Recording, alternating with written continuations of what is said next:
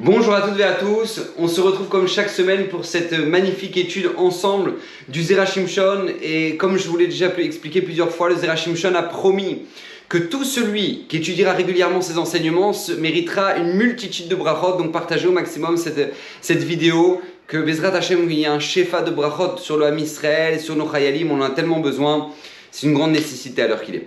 Alors le Zera Shimshon nous ramène la fameuse Gemara dans Nedarim. Écoutez bien cette Gemara incroyable. La Gemara nous dit qu'il y a un jeune homme qui arrive au Beth Amikdash et ce jeune homme-là a été d'une beauté incroyable, une chevelure de rêve.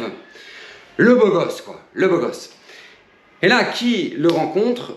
Le grand prêtre, le Kohen Gadol, Shimon HaTzadik, d'accord, qui lui a marqué notre histoire, d'accord, 80 ans de prêtrise au Beth Amikdash, c'était quelque chose de hors du commun.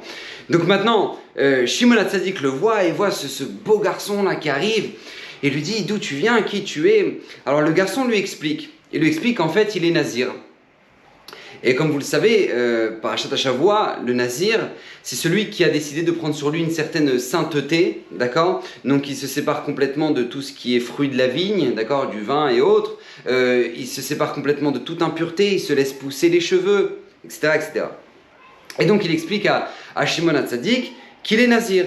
Et Shimon HaTzadik lui demande, mais comment se fait-il que tu as décidé de prendre sur toi cette nésiroute? Shimon HaTzadik, lui, vous savez que la Gemara nous dit qu'en général, de manière générale, il ne consommait pas les sacrifices offerts par les gens qui avaient pris sur eux d'être nazir. Pourquoi?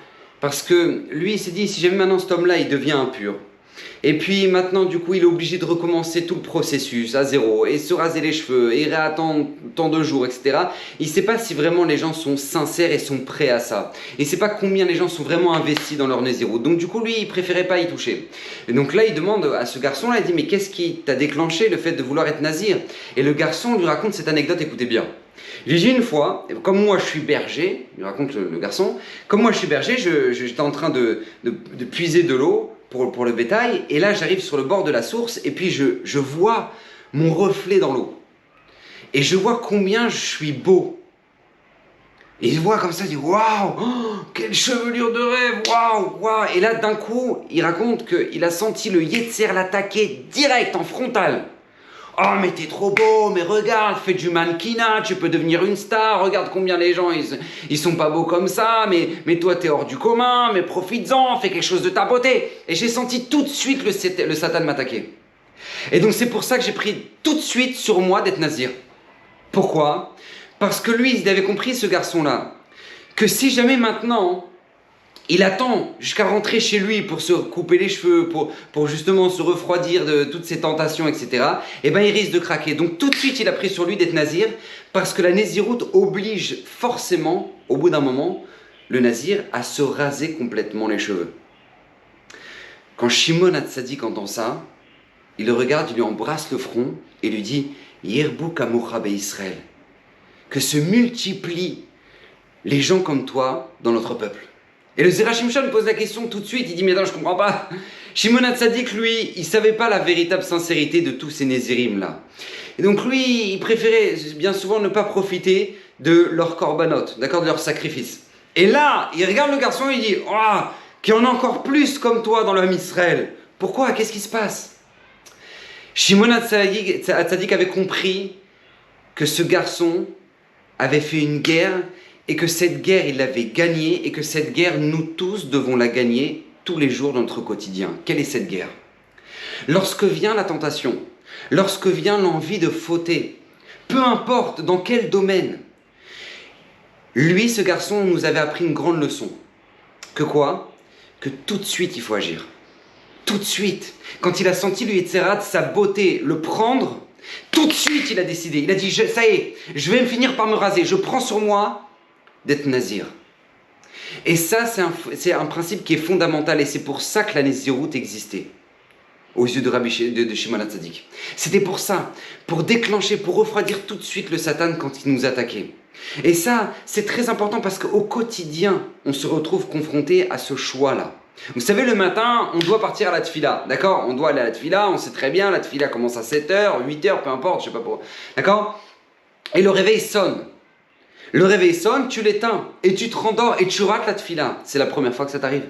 C'est pas la première fois que ça t'arrive. Alors comment c'est possible que ça se repasse encore une fois aujourd'hui? Parce que, qu'est-ce que tu fais lorsque ça t'arrive? Est-ce que maintenant tu dis, bon, Bezrat Hashem, demain je serai moins fatigué et je me réveillerai?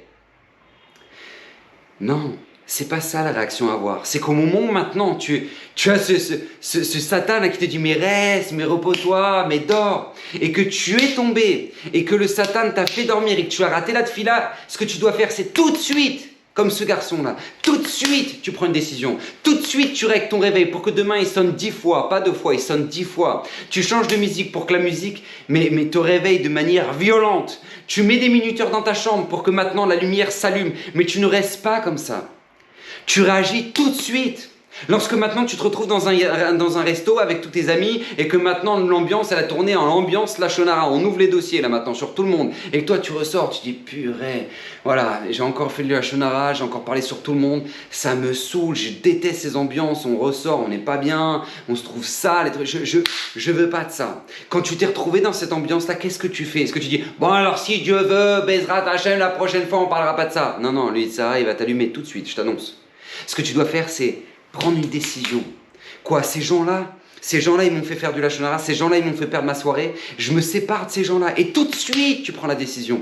Pas t'attends, et si Dieu veut, la prochaine fois, ça sera mieux. Il n'y a pas de raison que ce soit mieux la prochaine fois. Tu prends la décision de te séparer de ces gens-là. Tu es tombé dans ton téléphone, tu as vu des choses qui étaient sales. Tu prends tout de suite la décision. Tu mets un filtre, tu fais quelque chose. Mais tu dis pas, bon, j'en parlerai au Rav, Bezrat Hashem, à Shabbat, quand je le croiserai, comment je peux faire pour mettre un filtre? Non, parce que tu as encore 10 possibilités de tomber d'ici Shabbat. Et c'est de ça que Rabbi Shimon avait été méchabéar, ce garçon, à glorifier ce garçon-là. Bravo, Yirbouk et Mocha Israël, que lorsque maintenant tu as senti l'attaque du Satan, tu as su prendre une décision rapide. Tu as su prendre une décision que ça valait la peine que le principe du Nazir existe juste pour un garçon comme toi, qui a su l'utiliser comme il fallait pour tout de suite calmer son Satan. Et ça, c'est ce qui est attendu de nous, c'est notre combat au quotidien, parce qu'on a tous notre Yetzirah, peu importe dans quel domaine, et de savoir s'activer tout de suite, changer, maintenant, ne pas attendre, ne pas repousser sans arrêt.